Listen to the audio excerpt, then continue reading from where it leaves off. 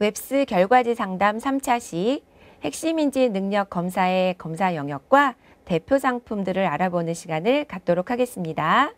이번에는 핵심인지 능력 검사 결과지가 바로 옆에 책상 위에 놓여 있으시죠? 핵심인지 능력 검사는 세 가지 영역과 세 가지 기능을 검사합니다. 먼저 세 가지 영역을 함께 정리해 보도록 하겠습니다. 첫 번째, 언어 영역입니다.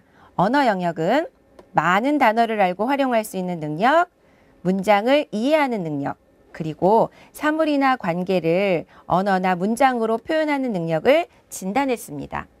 이 언어 능력이 발달하기 위해서는 일상생활 언어뿐 아니라 개인의 언어 능력에 맞는 도서 환경, 그리고 독서 지도법이 꼭 필요합니다.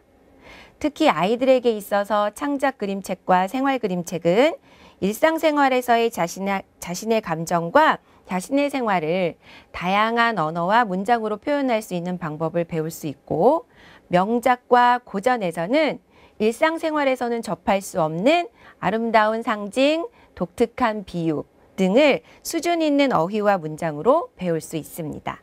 자, 두 번째, 수리 영역입니다. 수리 영역은 이렇게 간단하게 요약합니다.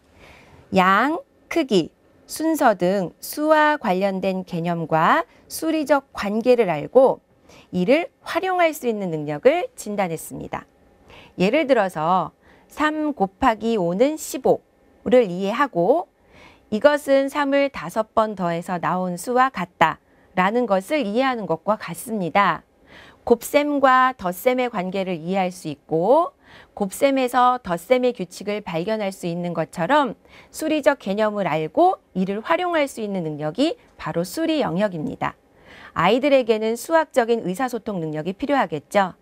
이를 위해서 수학 동화는 수학적 개념이 동화 속에 자연스럽게 녹아 있어서 스토리를 읽으면서 수학적 문제 해결력, 그리고 수학 각 영역 간의 관계를 잘 파악할 수 있습니다.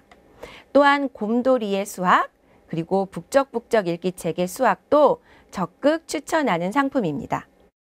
자, 다음은 공간 영역입니다. 공간 영역은 공간적 개념을 이해하고 공간 관계를 파악하는 능력을 진단했습니다. 공간 영역은 보고 만지는 지각적 경험에 의해서 습득되고 이것이 밑바탕이 되어 이후 상황 판단력의 밑거름이 되는 아주 중요한 핵심인지 능력입니다.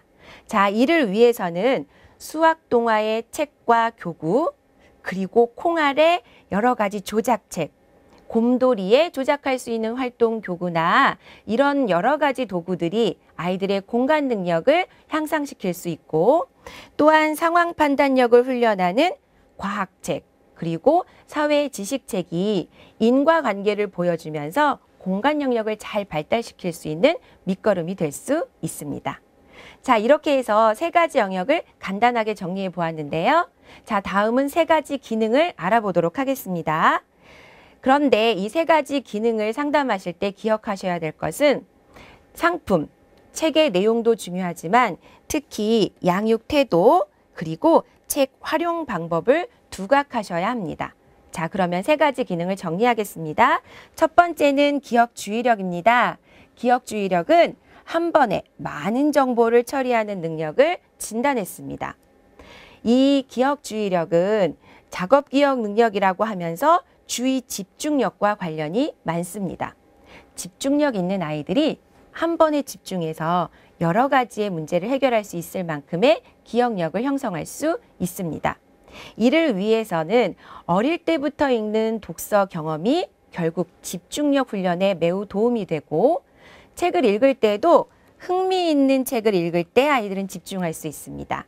그리고 같은 주제로 연계되어 책을 읽을 때 아이들은 집중할 수 있고, 자주 집중하는 경험을 많이 해본 아이들이 결국엔 집중력, 그리고 작업 기억 능력이라고 하는 한 번에 여러 가지 기억을 처리할 수 있는 이 기억력이 잘 발달할 수 있습니다.